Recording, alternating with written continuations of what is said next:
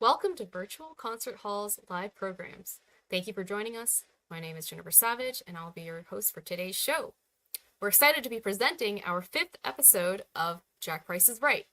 And today we'll be exploring fear as it relates to our lives and our experiences, anywhere from the lens of musician, artist, manager, performer, and all the way down to eye level of the crude and unfiltered human being. Why do we decide things out of fear, and why do we fear it?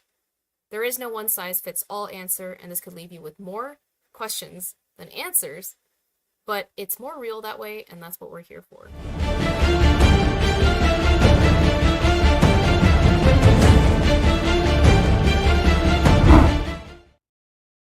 Welcome to Jack Price is Right live show, and just to show you what we're about, here's a little preview to recap our last installment on patterns. Today, we will be exploring patterns as the behavioral patterns are amazing because we never really learned from them. The patterns feel good. Okay. Every day I get up, I do all this weird stuff. I wash my mask from the CPAP, and then I, brush my teeth and all this. Yeah. Then I go outside and get in the car and I go to Del Taco and get an iced coffee at McDonald's. Then I wash my car. Then I gas the car up. I drive through them every day just to make me feel good. We are living in a feel-good society. Yeah. And like the Bible says, man is to have joy. So I want to be joyful. I want to be happy. It's a little burrito. It's a tiny little, I really like free stuff. I'd feel pretty good. Yeah, pretty good, Okay. I never sway from that routine. You never deviate. There are patterns that are very productive. Oh, I mean, he sounds like he really knows what he's talking about. It's more entertaining to be just me. Well, I can be refined if you want me to. It's a little tedious, Okay, so not good. Negative advertising works. As many people as possible, so being a centrist is much more exciting than going all the way to the left or all the way to the right. You want to be in the middle. In fact, you can see patterns in just about everything. I mean, you can just look at a leaf, okay? Patterns can teach you things. Right. Angles, those patterns in the leaf. There's always an angle. If you're playing straight on, you're using nothing but fingers and it's just air. You're playing the air. But when I hear someone really with a full-bodied sound, I know they're using the angles. I know that I'm right. I've never been wrong to my knowledge because I am lazy and I'm spoiled. So that's where you get confused when you overanalyze like Yehudi Menuhin did. The patterns of behavior are established and you can repeat the act by knowing exactly what you're doing. So you have to control the piano, but you don't have to control people. If you stop controlling people and concentrate on yourself, then that's something to control. Self-control. Death brings wealth. Death brings money, and that's why there's war. And you heard it here on Jack Price is Right. Yes. Doesn't bode well. Wrong. So there's not one size fits all, as you mentioned earlier in the show. There is no one size fits all, right? Answer. There isn't. No. That's a truth. Lots of money does not necessarily equate a big career. Boy, but it really is. I'm always right. Have you noticed? Even when I'm wrong, I'm always right. Price is Right. So name of the show. And that was our last episode on patterns. And I just wanted to say, reiterate here, welcome to Jack Price's Right. I am your host, Jennifer Savage. It's great to be here. And today, I am excited to be joined live with my co-host and celebrated partner in crime, Tigran Atamian, otherwise known as Jack Price. And just to give a little introduction here, formerly known as Tigran Atamian and now known as Jack Price, he began his career in artist management in response to his own career as an RCA recording artist after winning first prize in the 50th anniversary Naumburg competitions, as well as the crazy pianist who premiered The Right for solo piano. Welcome to the show, Jack. Okay, so Yeah, it's good to be here. great to Again. see you. Yeah, again and again. We're back. Yes. Okay, so fear. Yeah, let's get right into that. Fear. Yeah, well, What do you really think? what do I really think? Fear itself is what we have to fear. Like the president said, what's his name? Franklin Delano Roosevelt. He said, the only thing we have to fear is fear itself. I'm not sure about all of his policies. I've studied them. Okay. But this statement is absolutely, it rings true for me. So getting back to truth, I think it's true. The only thing we have to fear is fear. So I know. So let me is tell that you- what's behind door number 1, our first topic? Oh being fear yeah, door itself? number where's Monty Hall when you need him? You know, I mean, it's like Star Trek. We added another show, the Gong Show, so now we're doing 4 shows in one. With Jack Price's Right, it makes it 5 shows. Okay, I think it what all we're gonna together. do is just keep adding show gimmicks. That's gonna be the gimmick. Okay, all right. But fear Oh, itself. actually, it's 6 shows now with Larry David. Okay, so curb your enthusiasm. My enthusiasm for fear is this: I don't like it at all, and I know exactly what I just said. I've had that feeling constantly, where I'm not really afraid of what's coming up. I'm afraid of being afraid of what's coming up. So, it's like you're backstage. I had this feeling, but I had this dream of playing the Rachmaninoff third, and when I walked out to the platform, I couldn't remember one note of it because there are too many notes. Like Mozart, too many notes, just cut a few. Right. That's because actually you how. feared the fear itself. Yes, feared I the fearing feared the process? No, I feared the feeling of the fear for not remembering any of the notes. Gotcha. Does that make sense? Because it makes a lot of sense to me. So I'm not fearing the piece. I know I can play it and all that. I'm fearing that moment, that maybe a fantasy or not, that where I walk out and it's just a blank and I can't even remember the theme. It opens with that unison theme and I can't remember it. But I Right. can remember the first passage, that Bach type But then thing do you that comes feel up the fear? keyboard. So you still feel fear at that point, but what you're really fearing is the effect that fear has on you. Yeah, it takes that's what I'm control. afraid of. Yeah, and I think this relates to how people in their decision-making process really work. And that is out of fear. Like Nixon said, and I'm only quoting him, this was not an original thought of mine. I'd like to claim it though. He said people don't vote out of love, out of passion. They vote out of fear because they're afraid of the next guy. They're afraid the next candidate, he might get in and blow it all, the economy, and we'll be in World War IV by then or something like that, something really bad. So I why like do that. people make Yeah. why do people make their decisions on based I love on that fear? word bad. I guess Kiki likes it too because it's giving me the buzzer. Yeah. Yeah, all Well, of I those. failed. Anyway, the point is fear in itself is enough to fear.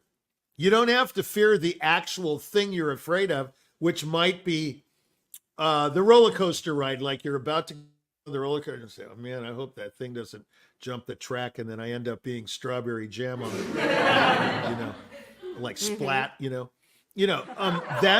I've always been afraid of that fear of dying on a roller coaster, like at Seven Flags or whatever you call those places. Six yeah, Flags. I never, yeah, Six Flags. Okay, sorry. Yeah, so I never go to Six Flags. I just watch people go to Six Flags, I'm in the parking lot watching. I don't even enter Six Flags. I'm watching them walk in, Anyway, it's fear.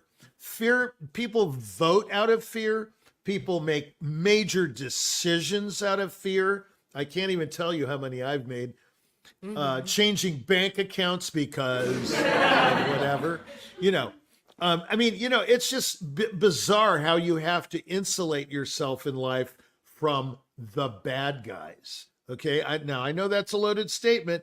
Just take it for what it's worth. I'm not going to get into details because then the show will go on for 4 hours.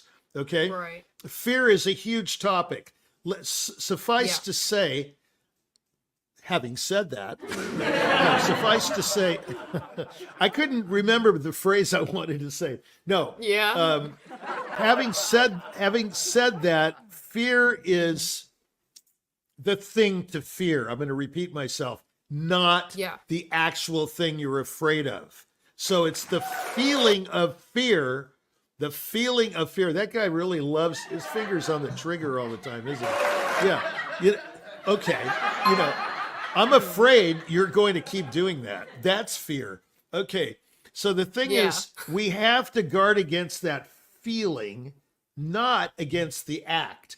I use the word the act a lot. The thing itself. Right. I use that a lot because it is an act, like an act of God, like in the contract. Yeah. Civil tumult, act of God, acts of God, that's how you can cancel a contract. If there's an act of God, like a earthquake, I suppose. Of course, a lot of people won't say that's an act of God. That's a natural phenomenon. Okay. But the point is, we've got to get over the fear of fear, not get over fear, you see, because fear is a normal feeling that humans, response that people have. But fearing fear, you don't want to live in that world. You don't want to fear the fear of someone's anger, say. Okay? You don't want to live your life based on fear. Right. Or you don't want to live your life in fear, because so much of our decision making is out of fear. So much of our very existence is out of fear. I mean, I remember I had a very bad year last year, 23. I'll just use myself as an example because I'm me. I know what happened. Right. Okay, I'm not going to tell you what happened. There were physical things. I had an accident, car accident. There are a lot of things that went into that year. And it was phenomenal. I started the year perfectly on January 1st. I drove out of Tucson. Out of my, I had a booking thing down there right on the 1st. I had a meeting with a conductor. I'm starting to drive towards LA, and boom, out of nowhere, I hit like the side of a mountain, I thought. Okay. Someone had T-boned me that was on drugs. Okay, let's just leave it at that. So I thought I was dead when I came to. I thought it was dead. So I said a prayer and I said, wow, thanks for that angel that was right between me and that truck. Okay, that was the beginning of my new year. Can you imagine? So they took me to the hospital. Everything checked out, the brain, the whole thing. I ended up with just, a numb finger, which I still have. It'll go away. But anyway, see, I'm not afraid of that. I know it's going to go away or not. Yeah. So what if it doesn't go away? I can still play the piano. So what? Okay, there's no fear there, but my fear became real as the year went on. It was a roller coaster of events. Then, soon after I had a couple of epidurals shot in my neck to relieve the pain and so on, everything healed and blah, blah, blah. Then the next thing happened. Guess what? The dentist says to me, oh, you're grinding your teeth. I said, yeah, since I was little. And then he says, well, there may be Yeah, there may be a reason why you're grinding your teeth, and it's not because you need a tooth guard to keep yourself Yeah. from grinding. It turns out that I had sleep apnea and that I wasn't breathing Okay. 29 times an hour per evening. Okay, Right. 29 times I wasn't breathing. That's hard on your Yeah. heart and your lungs and blah, blah, blah, your brain. hmm That happened. We solved it, but then the next thing, I got a One after the UTI. I other, ended things up in kept the happening. yeah, I ended up in the hospital for 4 days because I wasn't drinking water at all because I hate water. Right. Now I love it. Okay, look, hmm don't you see what's happening here? It's like a series of events. You know that movie called a series of unfortunate events? Well, Yeah. my life has been an incredible series of an unfortunate events. It's also been a life of some very fortunate events. Luckily, they Right. balanced out, and I'm still here. So the Yeah. point is, we're afraid of being afraid. Every hmm time one of those things happened to me, I thought it was the end. So I wasn't hmm really afraid of. I mean, CPAP's nothing. I wear it, 8 hours a night. It's no big deal. I sleep great. Right. Everything's wonderful, and I'm not going to die 15 years before I'm supposed to die, like the doctor said. But you So, were because afraid of the effects of that sleep apnea and all those no, major I was things yes. Well, the effects of that sleep happened. apnea are one thing. I was afraid that it was over. Okay, so I was hmm afraid of fear that the body was degenerating and hmm my brain wasn't functioning. And why did I have this accident? I must have been out of my mind. No, it was totally hmm not my fault. I mean, we can go into the hmm whole details of that accident, the police reports and everything. It's totally Yeah. clear what happened. But my hmm mind is playing tricks on me. I'm saying, "Hmm, maybe I could have done something to keep those illegals from hitting me while they were on drugs and alcohol. No, there's no way I could have prevented that You T-bone couldn't have accident. known. I Right. couldn't hmm possibly have known. There were no lights, nothing. And I was hmm going the limit with my belt on. Maybe that saved me. But the point hmm is one thing after another. This is what I call chain of events. Well, everybody calls it that. But the Yeah. point is, Series of unfortunate events. Chain of yes, the movie with Jim events. Carrey. That is hmm my life. And I thought it was over. And I wasn't really afraid of dying because I'm not. I hmm welcome it actually. Right. But yeah. I mean, hmm death has never, you know, tied me up in knots. I'm ready for anything, Right. as you Okay. probably can tell. Oh no, I'm not Yeah. afraid of death. I'm afraid of being afraid of death. The fear, the fear just gets me all tight in my chest, and I go, hmm oh, I can't possibly endure this. And so Right. we are like that in every act of our life. I mean, like you go into hmm the voting booth, okay? I'm not going to, this is not a political statement, okay? But you go into the voting booth, and most people have not done their homework. Listen carefully. They have no idea about mayor and, district attorney, they just vote straight Republican, straight Democrat, whatever. hmm Why? Because they're Right. afraid of voting the other way, or they're afraid of doing the homework for all those different spots, all those different candidates. They're just hmm afraid. So they do one thing and pull the lever, and they're voting out of fear because they're afraid of the next guy. Might as well just keep the incumbent in because hmm things are, not bad. It's like the guy in front of the mirror. He looks at his tummy and he goes, not bad. Most So you're women just go, fearing a worse outcome, and that's what yeah, you're basing your decision on when that's not what you should be focusing on at all. Right. think about it. If we voted out of love and compassion and intelligence, not out of fear, how much further we'd be along the path. As one of my ex-wives said, you're just not far enough down the path. Yeah, that's true. The path of enlightenment, that is. Of course, she was wrong. Of course, she was Right. wrong because I'm right, right? Jack Price is always Yeah, Jack right. Price But the is right. point is, Jack Price is right, but so is Matilda or whatever. Mhm. I will Yep. accept that applause for once. Okay, so the graciously. thing is, great, yeah, and I'm so humble about it too, don't you think? The thing is, no matter what people say, they're not afraid of the act. They're afraid of the fear. So Fear you can say, itself. stop being afraid of fear, not fearing fear. Just say, I don't want to be afraid of that feeling of fear. And there you go. That's fear itself in a nutshell. Stop being afraid of fear is what you should tell people instead. That's my opinion. I think they're not really afraid. Like someone said, hey, what's it like to be married? I said, get married and find out, because it's different for everybody. I can't say okay, I've been married 3 times, so I already have had 3 experiences that are totally different. They're not the same. I mean, we'd like to lump them all and say, this is all the same. That's wrong. Lumping things in categories like all so-and-sos are Blanket so-and-so. rules for anything, right? Yeah, you can't. just There are no rules. altogether. It's individual. Take each person individually, not as part of a group. Okay. Well, then So let me the ask three you ma- this. Let's Go ahead. see what's behind door number 2 here on our monkey. second subtopic. How do you Love live that. with fear itself? Swish.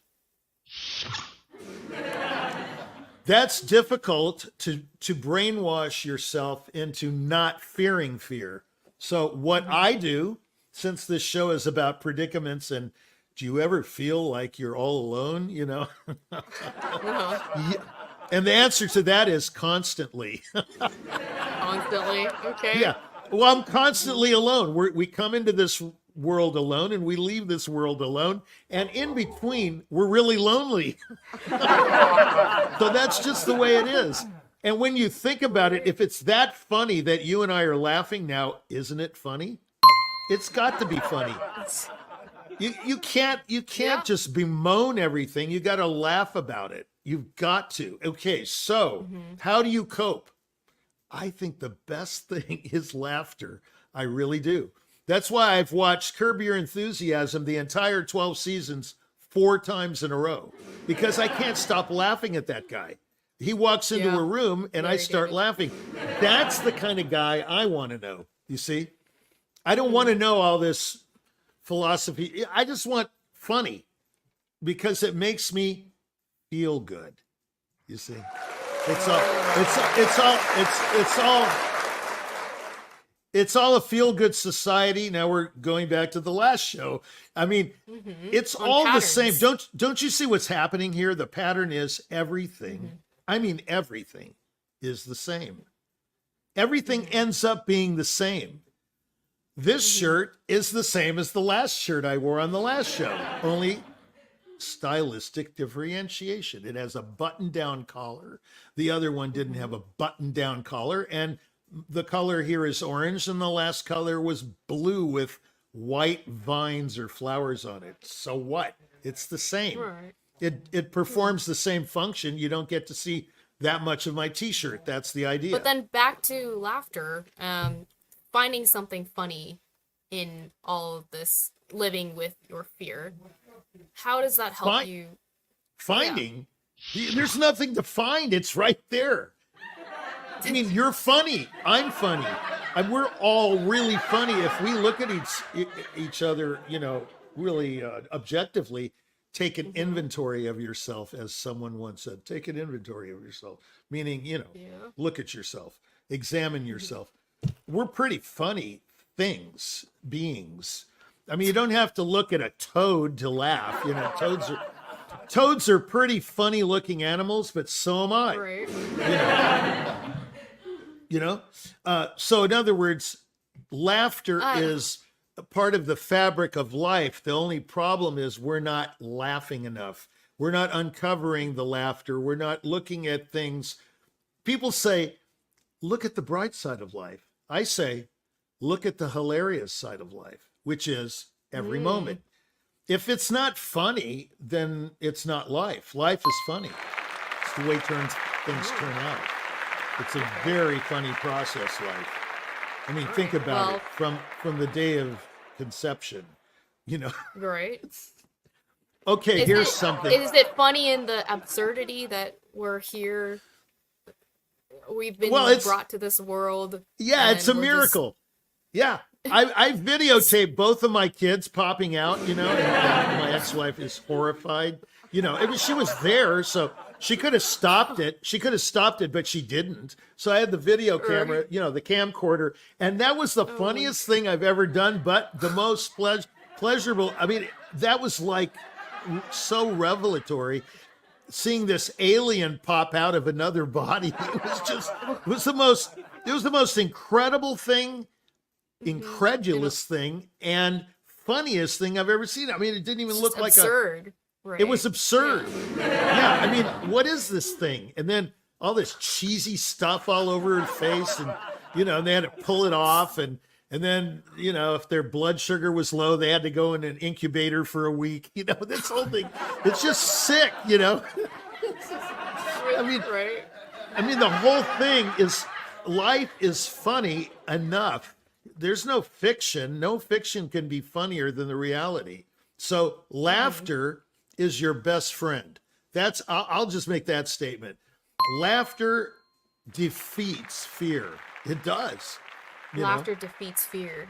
It does. And that's just think what about helps you to live with that fear, how to keep going, how to reframe it in your mind rather than fearing the fear itself and letting it run your life. I'll give you two examples of laughter, but it wasn't really laughter, but how people defeated fear. One was under the Emperor Nero. The other was under Hitler. Okay. A lot of people have said in the concentration camps that people that were marching to the gas chambers were singing and were very happy. Okay, I'm just going to say that. No comment. In the Colosseum, right after the eyewitness period, like around 67 AD, Nero was in power, and you know what a lunatic he was. And he enjoyed killing Christians in the arena by fire with animals on crosses, then lighting them fire to make them look like candles. And the Christians were singing as they went to their death. Now, let's analyze this. I think they were happy in their faith. Faith comes into it again. And the same goes for the people in the concentration camps and the stalags that were, the Jewish nation was basically exterminated in Germany. And it's a terrible, horrible thing. And but they weren't, not all of them, but many of them were very content. That's an important word. They were content. They were content. They may not have been happy, like, oh, wow, I'm going to be burned to death today. That's not what I'm saying. I'm saying that they were either content or they were laughing at how precarious and stupid life is. It's so delicate. Life is, here today, gone tomorrow. Another saying. That's another show, of course. One of our, now it's over 110 shows we have. Yeah, here today, gone tomorrow. Can you wrap your head around here today and gone tomorrow? No, you're afraid of it, but you're actually not. You're afraid of the fear of it, you see. That feeling, the fear of it, the feeling of fearing the thing. Yeah, that's what you're afraid of. You loathe the feel. Yeah, you loathe the feeling. It's like, let's see, something, what do I loathe? Well, they're really little things, actually. I can't even stand turning on a faucet, Not anymore, because I'm so old. I'm so old now. When I put my hand towards the faucet, right, yeah. I don't want to turn on the water. It's like after a while, mundane actions or acts or whatever become fearful. It just depends on your outlook on life. Turning on the television can be a fearful process. Going to your computer and saying, "Oh my gosh, look at all these tasks and this blizzard anything of email." Could be turned into something. Anything, even a mundane task like turning on the TV or whatever machine can be an object of that fear. But what you really fear is that feeling of fear of this object. Yeah. or action. Exactly. What I fear every day, sometimes, every day, almost always, that's kind of, yeah, it doesn't make much sense, but is that I'm going to go and call all these guys and get artist engagements. I'm afraid of the fear of their response because there's so many artists, so few slots. It's a difficult task. Okay. I'm being just totally self-effacing and honest here. Come what may, let the chips fall where they may fall. It's a fear that every manager should have because it's a difficult task. Okay. Yeah. This is not an easy thing. Playing the piano is not an easy thing. Being a CEO of Enron, definitely Enron, is not an easy thing. I mean, it's a precarious thing at best. People fire people every day. There's Nothing a is lot guaranteed. Nothing's guaranteed, and there's a lot to fear. Even if you don't fear itself, you can fear a loathing, the feeling of loathing of getting fired. I've never had that feeling because I've always been my own boss. So, but I can fire. Actually, I'm about to fire myself from several tasks, so I know that feeling. Yeah, I am. I'll go into that later, but I'm still working very hard. But there's some things I'm not that good at. So I've decided to delegate those tasks. And I'm afraid of letting go. Why? Because I will no longer have control, you see. So when you put control in other people's hands, meaning delegating and trusting them, then you have a fear of failure, but you're not fearing the failure. It's the feeling that comes with it. What if that happens? Yeah, it's like, okay, it's like you said last week. Now I'm going to put you on the spot. You said, sometimes I feel like you're talking to me directly. Well, isn't that what I'm doing? I am talking to you directly, but I'm talking to the whole audience out there, and I'm talking to myself. And basically, this is therapy for me, okay? Jack Price is right. I like hearing my voice. What do you really think? Right? Yeah, what do you really think, man? Yeah, it's like, I like hearing my voice. It comforts me. Maybe because of the timbre of my voice, but maybe it's because I have no accents, so I have no allegiance. I have no allegiance to any country except for maybe the Midwest.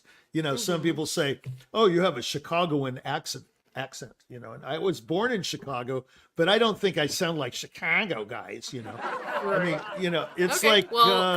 You know what I'm saying? We're getting off topic, but basically, you fear fear. You don't fear the task. Not the object of the fear itself. No, because there's such a thing as bravery. People are usually very brave. They dive into things. They're into it.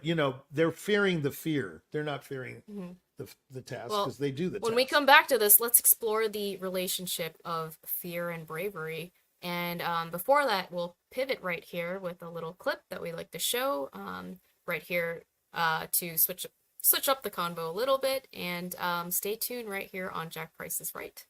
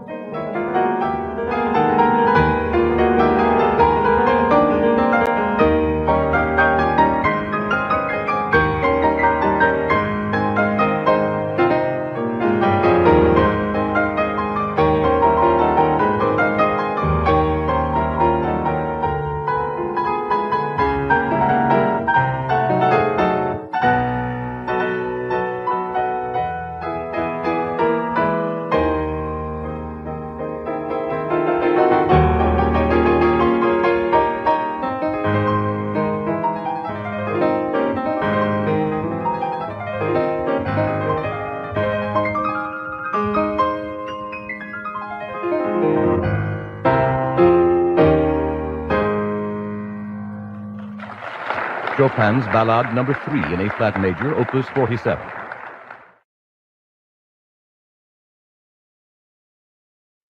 And that was a little clip right from the Jack Price is Right archives that we've got. And I do want to take a moment here to mention that we are live Fridays with Jack Price is Right. We've got so many topics in store. Check it out. We are coming up with our next episode on preparation. Is preparation necessary? Find out here on Jack Price is Right. And here's a little preview of this next topic on preparation that we will discuss with Jack Price. And you can check us out on our YouTube channel at Virtual Concert Halls. We're also on Twitch, LinkedIn, Alignable. We're streaming to all the major platforms, and you can find out more right down here at virtualconcerthalls.com, as well as priceattractions.com. We'd love to hear from you. We've had so much good responses and people sharing their personal thoughts and insights and interpretations of what we've been discussing, whether it was from truth to faith to falsehoods to patterns. We're covering a lot of what it means to be a human being, a musician, an artist, a performer, a manager in this industry. But yeah, we love to hear from you. And back to what we were saying, I'd love to explore a little bit more the relationship here with Jack Price of fear and bravery. What's that relationship? Well, I think it's the relationship is the better part of you. We went over this in another show. In other words, you're afraid of being afraid, or you're afraid of fear, but then something else kicks in. Like you're on an airplane, let's say, and and there's somebody hijacking the plane, and you just decide to jump on the guy and take his gun. Okay, something like that. Okay, right. People act also out of bravery. In other words, they think, oh, I've got to do this because otherwise, we're going to have a problem. So people do things that are brave. They have brave acts that they kind of look up to, like, shouldn't I be doing that? Shouldn't I go after that? Shouldn't I go grab that guy that just grabbed that woman's purse because he's stealing it and he's running down the street? I should go tackle him and be a hero. What feelings are they acting out of in those responses? Oh, those are out of fear too, because they're afraid of many things. They're afraid that the guy's going to get away with the money, with the purse, whatever. And the poor lady, she's 70 years old and she's sitting there with no money. And I mean, there's fear everywhere. They're afraid of things snowballing and getting worse than they already are. You hit it. They're afraid of the next guy. In this case, what you're talking about, they're afraid of the next scenario. What would happen if I don't get that guy? What would happen? Well, she loses the money, she loses the purse, maybe she can't pay her rent anymore. You don't know what's going to happen. You just act out of fear and you go save the day. So that fear becomes right. You don't brave. know, but you fear what could happen that you're imagining could happen so next. You become brave all of a sudden. It's not that you're such a brave person, it's just you act out of fear of it, of what's going to happen if you're not brave. Well, I know it sounds convoluted, acting, right. So would you say then that bravery is acting in spite of your fear and overcoming that fear that was your barrier because you might even have the fear of acting itself. Would you say that bravery is that moment of conquering that fear of acting as well as it's actually also its own act of fear of what's to come. Exactly. Like it's a multi-layered Think of the performer action. Think of yourself. You're a wonderful pianist, and you were walking out on stage, and you're going to play the Busoni Piano Concerto for the first time. For those of you that don't know the piece, it's a piece for piano, orchestra, and chorus, extended chorus probably. Anyway, it's a big piece. Let's say you're afraid. I mean, every performer's afraid in some way. Come on.